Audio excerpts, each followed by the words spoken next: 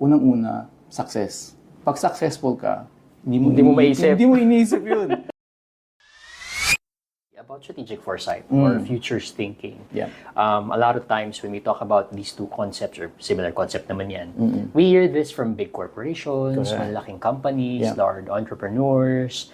Why is it important not just among big companies? Why is it important to observe or apply this concept even sa mga maliliit nating negosyante? In a more simplified description, ang strategic foresight is a systematic way of looking at yung opportunities, yung challenges ng iba't ibang sitwasyon para makapag-decide tayo, makagawa tayo ng discarte ngayon.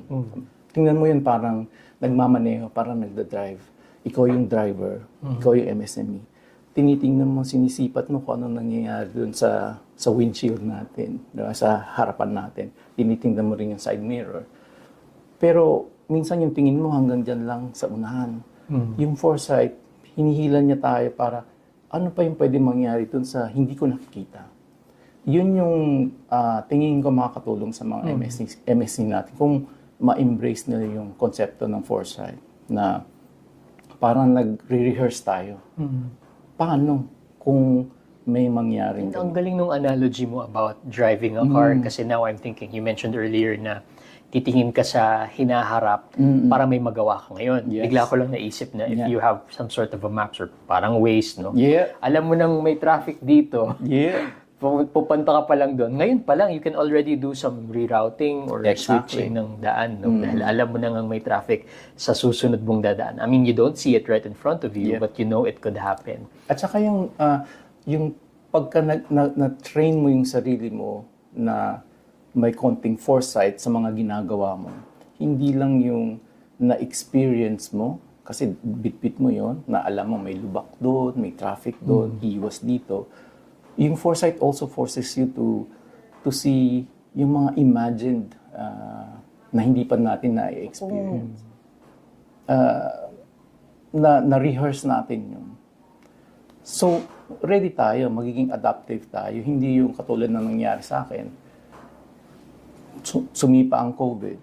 Yung business ko, personally, hindi ako ready. Kasi ang naging tanong ko sa sarili ko, bakit hindi ko nakitang nangyari yan? So, doon na-ingrain lalo yung isip ko na yung business ko, ako mismo, na founder, na nagmamanage ng business ko, has to have that foresight.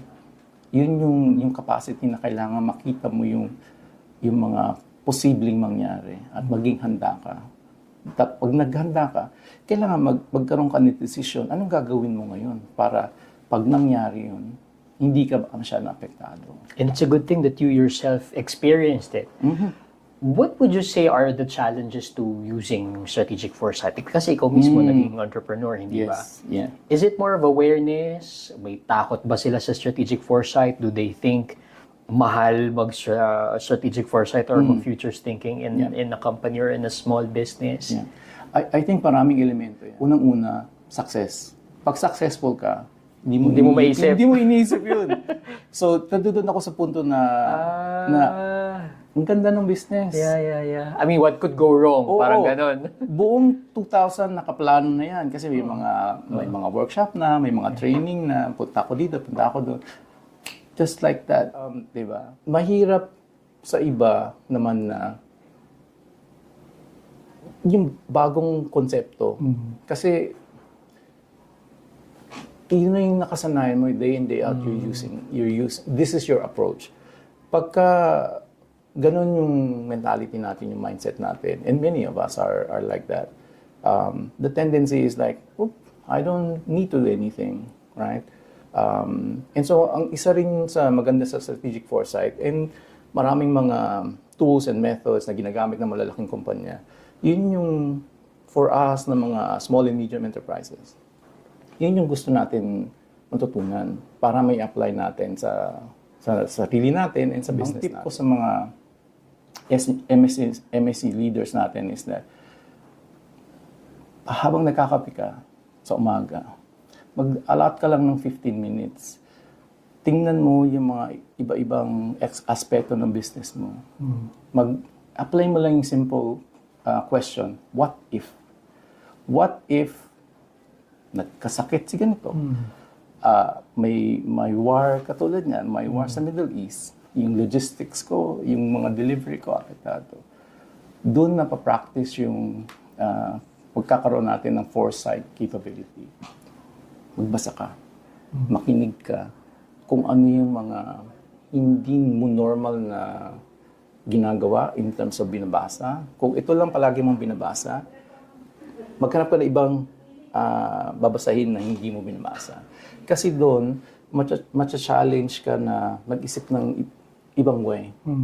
You're challenging yourself, you're switching your mind. Ang tinatawag ko doon, mag-scan ka.